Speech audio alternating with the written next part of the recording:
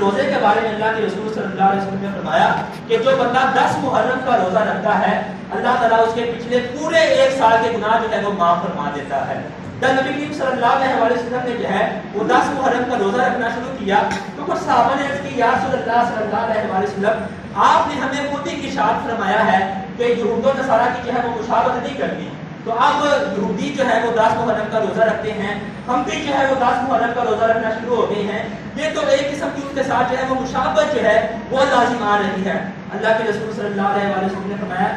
اگر اس طرح ہے تو پھر جب اگلا سال آئے گا تو پھر جو ہے وہ ہم 9 محرم کا روزہ بھی رکھیں گے۔ اور عبداللہ بن عباس رضی اللہ عنہ فرماتے ہیں کہ ابھی اگلا سال آیا نہیں تھا کہ اللہ کے رسول صلی اللہ علیہ وسلم جو ہے وہ اس دنیا سے جو ہے وہ پردہ فرما گئے۔ اس لیے علماء کرام نے لکھا کہ بندہ جو ہے وہ 10 محرم کا روزہ رکھے، اس کے ساتھ جو ہے وہ 9 محرم کا روزہ بھی جو ہے وہ رکھے تاکہ یہودیوں کے ساتھ جو مشابہت ہے وہ لازم نہ آئے، اور اگر کہ 9 محرم کا روزہ نہیں رکھ سکا تو وہ آگے جو ہے وہ 10 کے ساتھ جو ہے وہ 11 کا روزہ جو ہے وہ رکھ لے۔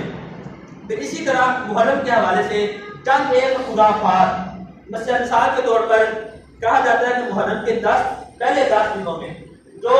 بندہ اپنی بیوی کے قریب جاتا ہے اور اپنے جو شادی والا تعلق ہے وہ قائم کرتا ہے، اور اگر اس کے بعد جو ہے وہ اولاد پیدا ہو وہ اولاد جو ہے وہ یا تو منحوس ہوتی ہے یا ناقص العقل ہوتی ہے یا وہ خسرہ پیدا ہوتی ہے۔ یہ بات جو ہے وہ ہمارے ہاں مشہور ہے، حالانکہ اس کی جو ہے وہ شریعت اسلامیہ میں کوئی اثر نہیں ہے۔ نبی کریم صلی اللہ علیہ وسلم کی پوری آپ تعلیمات اٹھا کر دیکھ لیں، پورا قرآن پاک اٹھا کر دیکھ لیں، صحابہ کرام اہل بیت سب کی تعلیمات اٹھا کر دیکھ لیں، ایسی بات جو ہے وہ آپ کو پورے اسلام میں جو ہے وہ کہیں بھی نہیں ملے گی۔ پھر اسی طرح محرم میں جو ہے وہ شادی کرنا اس کو جو ہے معیوب سمجھا جاتا ہے، حالانکہ شرم جو ہے وہ اللہ تعالیٰ کے سارے مہینے ہی اللہ تعالیٰ کی ہیں، آپ پورے 12 مہینے میں جو ہے وہ کبھی بھی جو ہے وہ نکاح جو ہے وہ کر سکتے ہیں۔ شادی سے مراد جو ہے وہ میں نکاح لے رہا ہوں، یہ جو ڈھول ڈمکا ہے وہ مراد نہیں لے رہا، تو اس لیے جو ہے وہ اللہ تعالیٰ نے جو ہے وہ کوئی خاص مہینہ کوئی خاص دن جو ہے وہ شادی کے لیے مقرر نہیں کیا۔ اگر بھی بندہ جو ہے وہ محرم کے دنوں میں جو ہے وہ نکاح کر لیتا ہے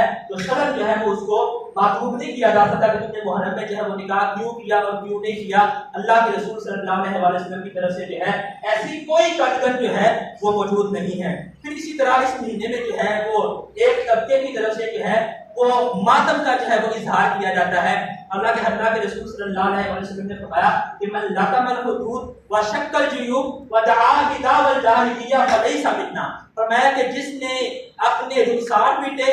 اپنے گریبان کو پھاڑا اور زمانہ جاہلیت کی طرح جو ہے وہ اس نے ڈین ڈالے تو میں اس بندے کا ہم سے جو ہے وہ کوئی تعلق نہیں ہے۔ اب آپ دیکھیں کہ حضرت امام حسین رضی اللہ تعالیٰ عنہ